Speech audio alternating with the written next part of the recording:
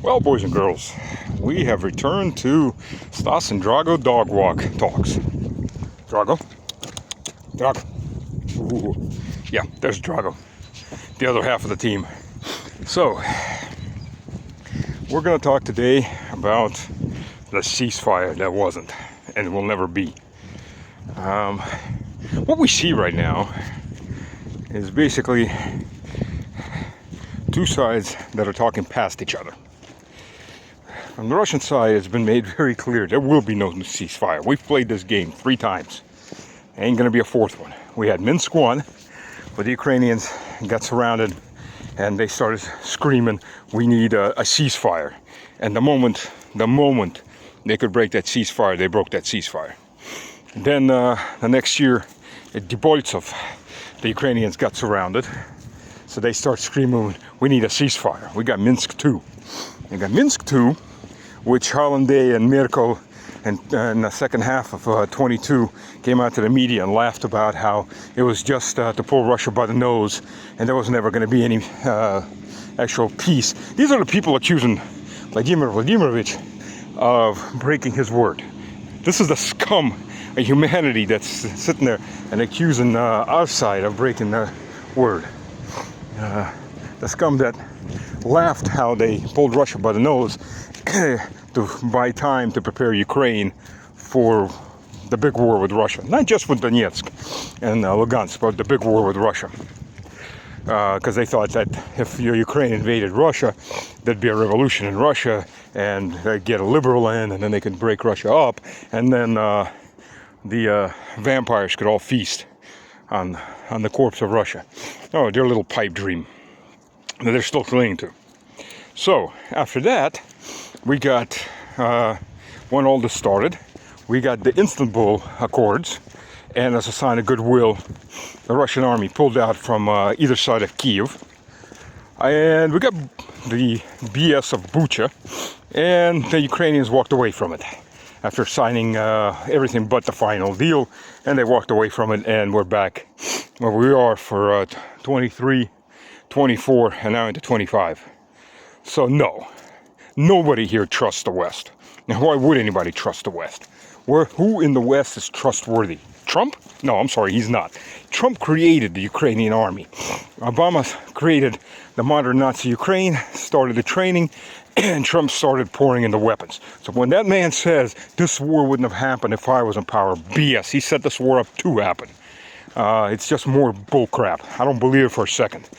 Maybe I'm just cynical, but I don't. As far as have mercy on the poor Ukrainians surrounded by you and on Russian land. First of all, those poor Ukrainians, there's somewhere between 10 and 20,000 of them. About a third of them aren't Ukrainians, which is why America all of a sudden cares so much, because there's plenty of Yanks there. Plenty of Americans, plenty of Brits, plenty of French, Germans, and the rest of NATO that sent its mercenaries, shit-dipped mercenaries, to fight. And most of these guys are probably going to just get a controlled shot in the head, because mercs are mercs, and mercs don't get stitches like snitches. Mercs get dead. But that's good for Ukraine. They don't have to pay him anything that they were going to pay him. That money's been long stolen. But it would be really bad for America if you have 30, 40, 100, 200 American corpses laying there. Former special forces, former artillery, like that one sergeant and his grouping of Americans and Canadians that got whacked trying to get into Russia up in Bryansk, what, about 3 months ago? Yeah, that's a little embarrassing. I'm sure there'll be plenty and plenty of these guys laying around, and never mind how many French and so on, and the Poles are already in somewhere 5,000 to 6,000 dead, maybe more. There'll be plenty more. There will soon be plenty more where that came from. So that's why the America suddenly give them mercy. You know, we should play strictly by America's rules. How many times has America given mercy to anybody in the who they considered an enemy? Unless they bought them over to serve them.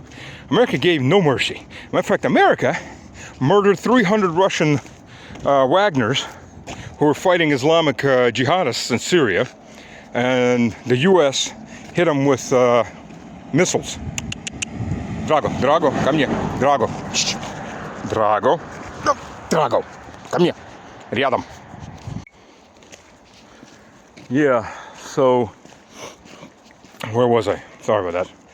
So there's going to be no mercy and letting them go. They have a choice. They can surrender and then face trial for the crimes that they've committed. A number of old people that they murdered, women that they've raped that didn't get out of there fast enough. A lot of these old people, they don't want to leave. Like my aunt and now late uncle, Yasanavata, when I came there to take them out from the constant Ukrainian shelling. And they said, no, we're old, we don't want to go anywhere. Old people don't want to leave, but then they become victims of these animals. So no, absolutely under no circumstances are they going to get released or allowed to walk out. They may try to break out and someone may get out, but most of them are going to get dead. Exactly what they deserve. And no, we're not going to do any kind of ceasefires. Either negotiations are conducted, and no ceasefire during negotiations. The hell with that. Either negotiations are conducted while the war is going on and a surrender is conducted to the Ukrainians, or whatever. You know, look, if the Europeans want to fight, we are welcoming them to fight. If NATO wants to come in there, the U.S. will not go. The U.S. will not be the backstop for NATO. Because Trump's presidency isn't going to survive 100,000, 200,000 dead Americans. Dead, maimed, butchered on the battlefield. He might as well just hang himself, and Vance also. And Rubio. The population will go nuts because you'd have to have the draft right off the bat. Can you imagine Americans being drafted? I mean, back in the 90s, we were having debates about this, how the hell we could handle a draft because the population was already getting fat. Today's American population, two-thirds wouldn't be able to get through the basic fitness sports. You'd have some of them are beyond help. Others you'd have to spend half a year trying to get them to drop weight, running them around before you could actually do anything with these guys. So no, the U.S. and the ones that aren't overweight, a good bit of them are still just scrawny and can't do much either. So no, the U.S. is in no fighting position right now for health reasons and many other reasons. Not to mention all these woke fucks. Yeah, I could just see them really going for a draft. I mean, they're happy enough to support Ukraine as long as it absolutely costs them nothing but maybe a little bit of their time and lets them feel good emotions. But there's no way in hell they're willing to sacrifice their life and limb for Ukraine. A country that most of them could never find on a map if their life depended on it. Yeah, right. So yeah, so there's that moment. So there's that moment. So we gotta.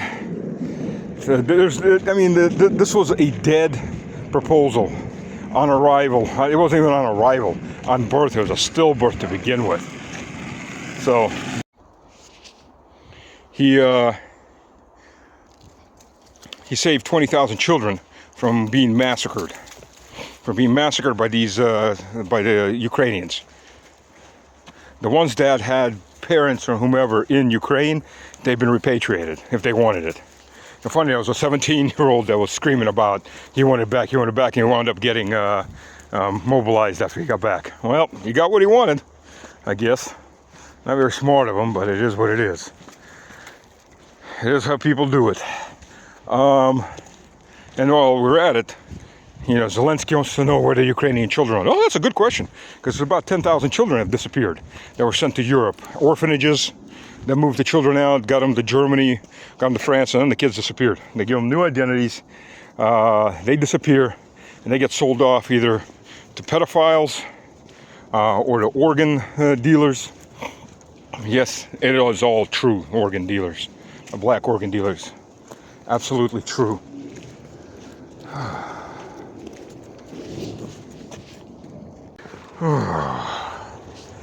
And since I'm walking here and recording, everybody and their grandfather has decided to drive up and down this road. Never fails, never fails. Anyways, where was I? So yeah. So this proposal was dead before it was even birthed. And Zelensky knows that. I mean, that's why he signed up for it. Zelensky damn well knows nobody's going to trust him. Nobody's going to trust his government. I mean, just for any kind of negotiations, just so you understand, for there to be a peace, the Ukrainians would quite literally have to change their constitution and remove the clause of joining NATO. I mean, that's right off the bat, because otherwise there can't be any peace. No neutrality for Ukraine when flat in their constitution is written, we're going to be a NATO country. Never mind, I'd have to get rid of Bandera as the father of the country. So a Nazi is the father of the country. I really love the foreign minister of Israel, the new one, who suddenly, oh, I don't know anything about Nazis in Ukraine. Because we, the Israelis, are sponsoring the Nazis in Ukraine. So of course I don't know anything about Nazis in Ukraine. I will have to look into it. Yeah, look into Bandera and what he did to your people. Not to mention Russians and improper Ukrainians and Poles and everybody else he didn't like. So suddenly the Israelis don't know anything about Nazis. I don't know, because Zionism is kind of walking down that same path these days. So maybe that has something to do with it. When Likud members of parliament are screaming the Ukrainian-Israeli alliance has attacked Russia in Syria or in other places. Yeah, you know, you think we're going to forget that? One problem at a time.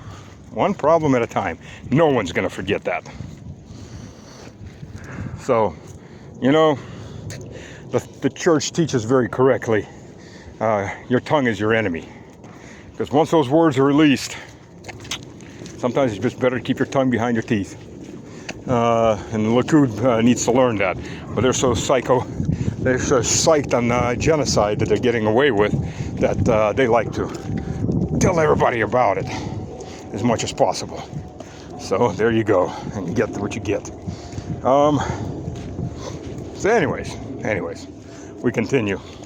So yes, this proposal is absolutely dead on arrival. Had zero chance of being actualized. And it just seems like everybody's talking past each other. Because when Rubio says, we just don't know what the Russians want. Really? Seriously? You've been told that for 3 years, what Russia's conditions are. And you still don't know? So you're either not listening or you're lying. Or you have listening comprehension skill problems. Or maybe you're just getting too much money from somebody else.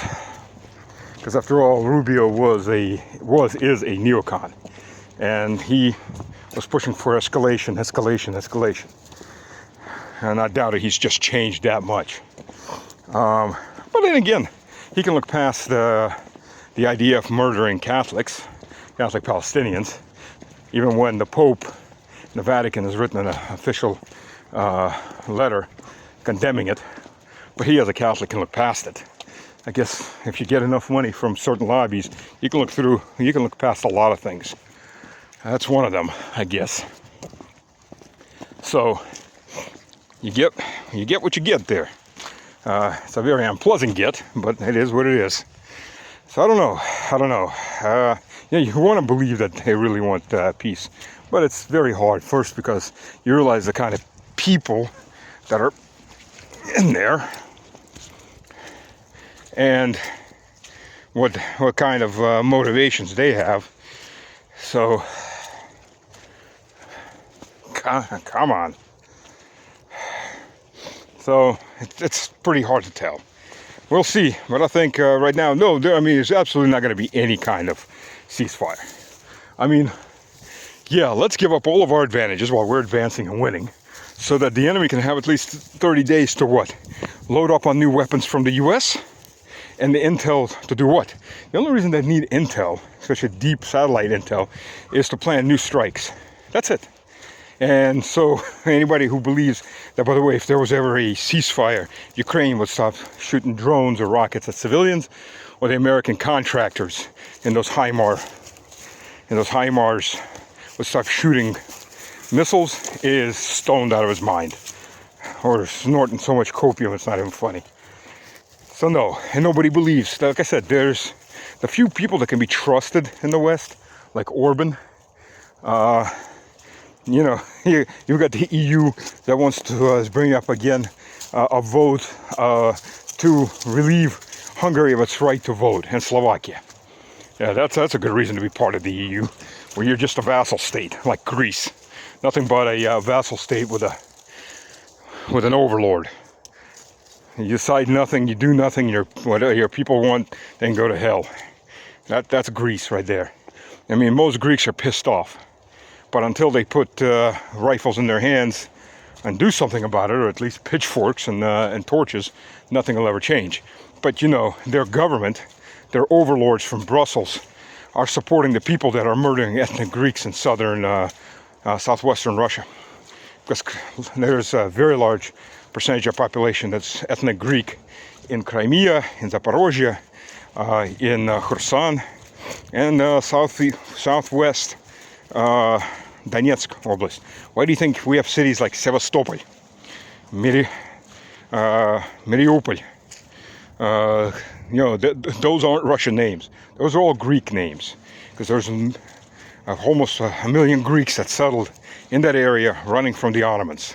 And Ekaterina Velika, a place like Odessa, when they built that city out of nothing, she invited the Greeks there. There's lots of Serbs there too, and territories being freed right now. Ethnic Serbs that did the same thing. They ran from the Ottomans. And Russia was always the land that welcomed the other Orthodox out of oppression and gave them land to settle on and live. So yes, the American Greeks, of course, most of them are ignorant. Absolutely, I know quite a few of them. They're absolutely ignorant. They have no clue about what's going on. They believe the MSM because a lot of them are very, very liberal. Unfortunate to say that, but it is what it is. And I know this from personal experience, having gone to Greek churches in America for many, many years. Greek Orthodox churches. So there's that. And unfortunately, that's not going to change anytime soon. But the Greeks in Greece, they're a little more clued in. They're a lot more clued into the reality. But unfortunately, they don't seem to have the backbone to do and free themselves of their overlords, their EU-appointed overlords. So you get what you get. You get ethnic Greeks murdered by Nazi holes, Ukrainians. And it's been going on for the last, 3 years actively with this conflict. But before that, VSU was murdering a lot of Greeks, ethnic Greeks that were under SBU, they're under their territory, and so on. But yeah, so we got the Three Stooges, Merz, Macron, who is looking forward to his next position as Generalissimo of the EU. And then you got Starmer, who's already saying he does plan big, at least 10 years, if not longer. So, be a very big question. There's going to be a UK left after 10 years of Starmer. UK is already basically in a low-key civil war, as we're talking. The national elements, the white Britons, and not only, they're arming up slowly right now. Somewhere around stage 1, if you look at the Confucius model, if you look at the Mao model. Well, the Islamic elements are well into stage 2. No-go zones, where they force their will on the local police and local government. They've infiltrated the local government. So you get all kinds of stuff like that happening. So the UK is sliding toward a serious conflict, multi-sided conflict. And then Ireland is too, a lot of these EU countries. But again, like I said, you can understand these people. The best way to stop all this slide into conflict is definitely not give the people what they want, not return England or Ireland or whomever to a safe place for the people that are there, that were there 1,000 years ago, 2,000 years ago. No, the best way is to start a war with Russia. And that way you can just shut up all of your opposition. And then you don't have to worry about them. You can get them all killed off on the front lines. And then sit in power forever. Or so they think anyways. Oh well, we will live and see. So that's my update for today. Hope you enjoyed it. Spread the good word. Sign up, share. And if you want to support, by all means, I'm not against it. If you don't, well, just enjoy the video. You can repost it if you want it. I don't mind that either. Cheers.